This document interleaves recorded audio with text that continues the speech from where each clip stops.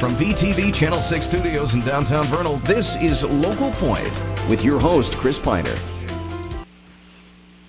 Welcome to Local Point, sponsored by Ashley Regional Medical Center. With the snow continuing to fall, if you're not afraid to brave the cold, there's plenty of winter activities outside. And one option for winter fun is Ashley National Forest. To talk about it, we welcome into the studio Omero Torres, Recreation Staff Officer on the Vernal Ranger District. So we welcome you. Thank you. Glad to have you here. Thanks. Now, we've talked a little bit about what's available to do out here as far as winter activities here on this show before, but this is your first visit. It is.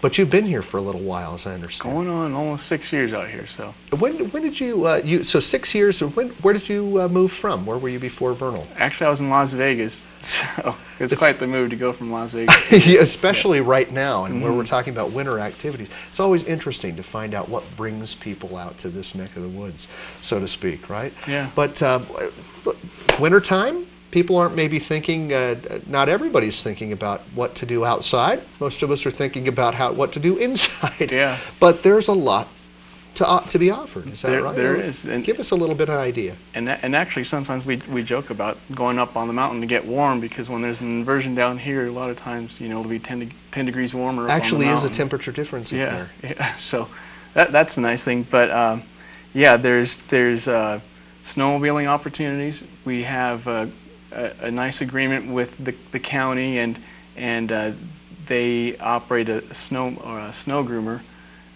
that they have from the state, and that's actually run through volunteers. So after some big storms, some volunteers will get out there with the snow groomer and groom the Red Cloud Loop. All right. Which is so these are trails then. for snowmobiles. Now, by grooming, I'm not a snowmobiler myself, although I'd like to try it. But what does that mean? You can't just snowmobile on?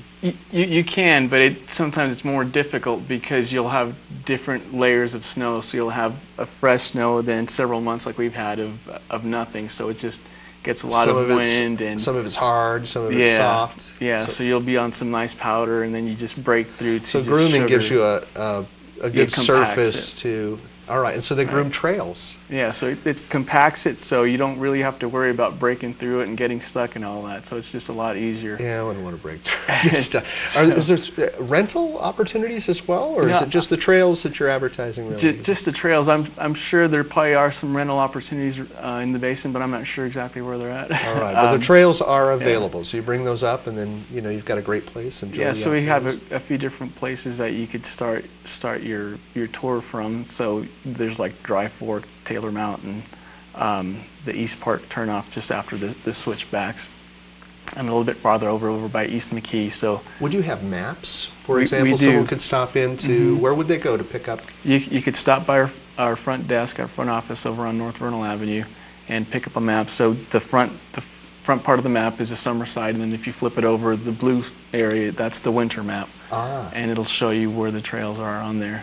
All right. And so yeah, we've got about nearly 40 miles of groomed trails. Wow. But please understand, it is volunteers, so it's not going to be on an exact schedule. But if you go into the office, for example, they could say, "This is a groomed trail. Here's the map." And wow. Right. Yeah. So it's some are there precautions that should be taken when someone? I don't want to spend the whole time talking about snowmobiling, but it's okay. I mean, obviously dress warm, but are there dangers at all that you should be careful, be prepared for?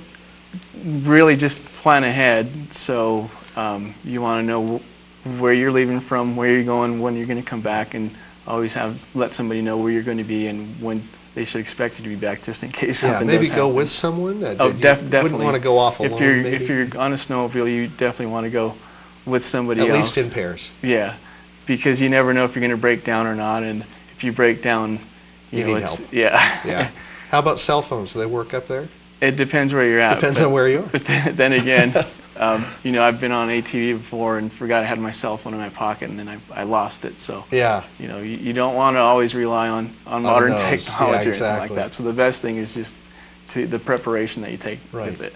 Well, I didn't mean to belabor the snowmobile thing. I think that's fascinating. It's something I know the people out here would be very interested in. There's a lot more we can talk about of things that could be done, and we'll do some more of that. When we come back, you'll hear about ways to extend your forest adventure without having to bring a tent. We'll return after this word from Ashley Regional Medical Center. Welcome to the CT Suite at Ashley Regional Medical Center. We've recently renovated this area for our new GE Lightspeed VCT scanner, the first of its kind in northeastern Utah. This CT is the next generation of life-saving imaging technology. The new 64-slice CT delivers crystal clear, high-resolution 3D images with breathtaking speed and reduced radiation. Ashley Regional Medical Center, providing technology for the future. Welcome back. We're talking about winter recreation at Ashley National Forest. Actually, when we just left off, we were talking about snowmobiling and trails and that kind of thing.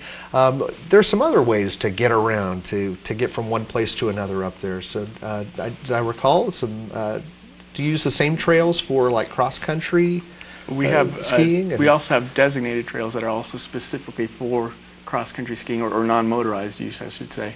And we have about 15 miles of that. All of them are kind of clustered in the same general area around Rain Study, Grizzly Ridge, around there. So there's opportunities for a few different loops in that once area. again, a map would be available, and you can kind of correct. show where you can do that. And probably you don't make trails for that, do you? What do you mean? I mean, it seems against the idea of cross-country to make a trail, but maybe you do have, other than a designated area, you're not grooming. In some places they do groom them. We just don't have the resources to groom the ski trails, correct. So as close as we get to it is if we're servicing the yurts or something like that, we usually go up there on a snowmobile, and that kind of compacts it down. You know, some people like having a snowmobile go across it because it compacts it. Other people don't like it just because. And again, our cross-country skiers would know that. And it's a good thing to tell people, come out to Vernal. There are things to do in the wintertime also. The same trails that we have for the skiers you can use for snowshoeing. And yeah, we have maps available. Why do people do snowshoeing? This is probably not, I've never understood, no offense to you snowshoers, but why, do you snowshoe? I snowshoe and I cross-country ski, and I think just because the skis are a bit more expensive, you know, people snowshoe, and it's I've just never gotten it. They look cool, but why do you want to do that? But it's still pretty fun. I mean, you you're get outside. Out there the idea is you stay up on top of the snow. Yeah, you get to kind of, you know, a little walking. Or you're not going to sink quite as deep as if you didn't have them on, and it's amazing how much of a difference it does make to have those snowshoes on. Yeah, I guess it would. Maybe I'll try it too. So, all right. Now you're there. You can get there from one place to another on snowmobile or cross-country skis or snowshoes. Correct. What if you want to stick around and stay overnight? We do have opportunities for overnight trips. We have 3 yurts and 3 cabins. It gets a little bit different during the winter. So we have the Carter Military Trail Yurt, and that's pretty much a day-use facility only.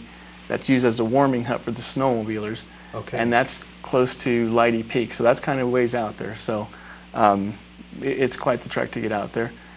And we've got Grizzly Ridge Yurt and Limber Flag Yurt. Those are ski-in yurts or for non-motorized access. So if you want to snowshoe in or ski in, that's about a 3-mile trek one way in and 3 miles back. So how many of these are there in National Forest? On the forest, we pretty much the Vernal District has all of them. So we've got the 3 yurts and the 3 cabins. 3 yurts, 3 cabins. Correct. And are you looking at adding any more in the future, or is there even a need? It would be nice, and people have approached us, but you know, you kind of have to know what resources you have to service them and all that. So Right. I wouldn't rule it out, but certainly it's something that could be done. Could and be when you extended. say cabins, does this also include the fire lookouts? Yeah, the fire lookouts. That's it. There's one fire lookout over on the Flaming Gorge District, and there's some repairs that have to be done. We've considered opening that up as a cabin rental, but at this point there's Currently, still some. it's closed. Correct. So I would But say they I do want do to. day tours on it. Oh, all right. I remember again my father-in-law telling me a little bit about this. So I want to rent one. What do I do? Is it a rental, or is it just a reservation? Or It's you can go to recreation.gov, the website, and you just type in the name of the cabin or the name of the forest, and it'll kind of put you pull in up the right Ashley direction. National Forest, and it'll give you more Yeah, information. correct. The website's pretty self-explanatory. Yeah. So what is a night rental in a yurt The cost? yurts cost $30, and then the most expensive one that we have is Colton Guard Station, and that's $40. So it ranges from $30 to $40. But the recreation.gov, it's the reservation company. They do give you another fee. So on top of Have you that, stayed there's in one another with your family? I've stayed in all of them. Yeah? Yeah, You have a they've been family? great. I'm just assuming that you Yeah. bring Yeah. the family up. They like that? And actually, I've got a little 2-year-old, and we skied in with her to Colton Guard Station. That was a great time. We were over there with a couple of friends and skied Omero, back out. thank you so much for coming. Thank I hope you. to have you back. We'll talk about more things that are going on in the forest, and we hope that many of you take advantage of these opportunities. So many options for winter fun inside Ashley National Forest, and places to stay during the winter months as well. Call 789-1181 for more information. We're out of time for now on Local Point. Thanks for watching VTV Channel 6.